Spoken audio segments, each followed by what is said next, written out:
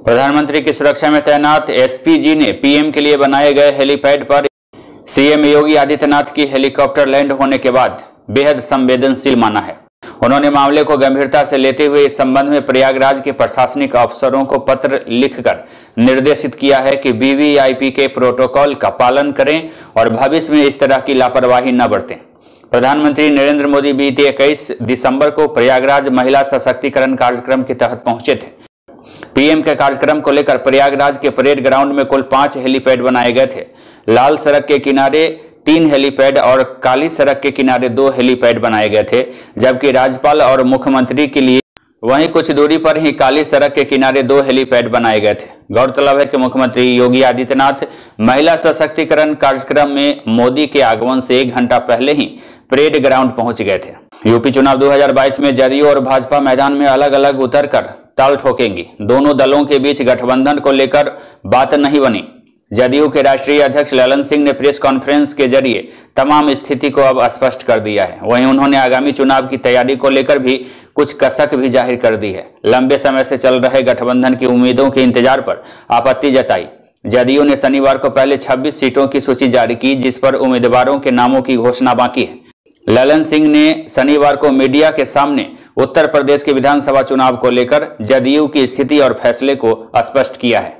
UP विधानसभा चुनाव में BJP ने सर्जिकल स्ट्राइक शुरू कर दी है। गृह मंत्री अमित शाह ने इसकी कमान संभाली है। सर्जिकल स्ट्राइक की शुरुआत पश्चिम उत्तर प्रदेश से शनिवार 22 जनवरी को शुरू की गई। सपा रालोद गठबंधन और किसान आंदोलन के कारण बीजेपी की स्थिति को यहां कुछ हल्का माना जा रहा है। यही कारण है कि बीजेपी के चाणक्य कहे जाने वाले गृह मंत्री अमित शाह ने एक बार फिर से 2017 चुनाव के मुद्दे पलायन को पश्चिम उत्तर प्रदेश में हवा दे दी है। यूपी के सीएम योगी आदित्यनाथ आज अलीगढ़ दौरे पर रहे। उन्होंने इस दौरान कोविड प्रबंधन और विधानसभा चुनाव को लेकर विपक्षी पार्टियों पर जमकर कटाक्ष किया। यहां सबसे पहले योगी ने कोविड केंद्र दीनदयाल अस्पताल का निरीक्षण किया। बाद में भाजपा पदाधिकारी को विधानसभा चुनाव के लिए टिप्स दिए। भागलपुर में विगत माह नाथनगर इलाके में हुए सीरियल बम धमाकों के बाद एक बार फिर से हबीबपुर क्षेत्र में बम विस्फोट की घटना घटी है। यहां कूड़े के ढेर पर रखा गया बम फट गया। घटना में 2 बच्चे गंभीर रूप से घायल हो गए, जिन्हें मायागंज स्थित अस्पताल में भर्ती कराया गया। बिहार में विधान परिषद की खाली हुई 24 सीटों पर चुनाव होना है। चुनाव को लेकर एनडीए और महागठबंधन ने अपनी तैयारी शुरू कर दी है। अब सीट शेयरिंग को लेकर दोनों खेमों में चहल पहल तेज कर दी गई है। एक तरफ जहां राजद और कांग्रेस में सीटों को लेकर मतभेद सामने दिख रहे हैं, वहीं एनडीए के लिए भी यह तय करना इतना आसान नहीं दिख रहा है। पशुपति पारस के राष्ट्रीय लोक जनशक्ति पार्टी ने अब 2 सीटों की मांग की है। लोजपा नेता एवं केंद्रीय मंत्री पशुपति पारस ने आगामी विधान परिषद चुनाव के लिए कम से कम 2 सीटों की मांग की है। एनडीए गठबंधन से यह मांग रखी गई है। देश के केंद्रीय औषधि प्राधिकरण की एक विशेषज्ञ समिति ने कोरोना रोधी टीकों कोविशील्ड और कोवैक्सीन के कुछ शर्तों के साथ रेगुलर मार्केट अप्रूवल की अनुशंसा की है। सीएम इंस्टीट्यूट और भारत बायोटेक दोनों ने इसकी पुष्टि की है। मोतिहारी में जिलाधिकारी शीर्षत कपिल अशोक ने आज प्रधानमंत्री मत्स्य संपदा योजना के अंतर्गत जिला मत्स्यिकी विभाग तथा मत्स्यिकी आधारभूत संरचना के विकास से संबंधित जिला स्तरीय पदाधिकारियों के साथ समीक्षा बैठक की। इस बैठक में प्रधानमंत्री मत्स्य संपदा योजना के विभिन्न बिंदुओं पर विस्तार से चर्चा की गई। मुजफ्फरपुर में पोषण अभियान को मूर्त रूप देने की दिशा में कार्यक्रम की जा रही है।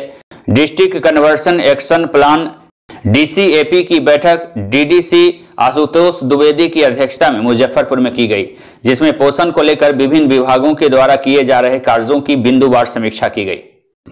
नारी शक्ति जन सुविधा केंद्र की अध्यक्ष सह लोकसभा प्रत्याशी लक्ष्मी देवी ने धनबाद के धनसार स्थित नई दिल्ली काली मंदिर के समीप जरूरतमंदों के बीच कंबल वितरण कार्यक्रम किया। इस मौके पर लक्ष्मी देवी ने कहा कि धनबाद में बढ़ रहे ठंड को देखते हुए नारी शक्ति जन सुविधा केंद्र की तरफ से यह कार्य किया गया है, जो काफी सराहनीय है।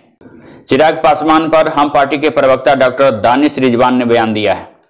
देखिए, चिराग पासवान जी का जो स्टेटमेंट आया है, अब उससे ज्यादा हास्यास्पद कुछ नहीं हो सकता।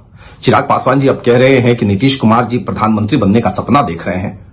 मुझे लगता है कि चिराग पासवान जी भूल गए हैं कि 2020 के चुनाव में उनकी पार्टी का क्या हश्र हुआ है।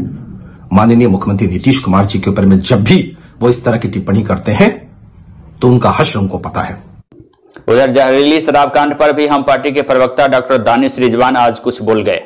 देखिए, छपरा में जहरीली शराब से हुए मौत की घटना निस्संदेह दुखद है। राज्य सरकार उसको लेकर गंभीर भी है, लेकिन जिस तरीके से शराबबंदी की आड़ में जहरीली शराब बिक रही है, उसमें कहीं ना कहीं स्थानीय स्तर के प्रशासन की मिलीभगत है।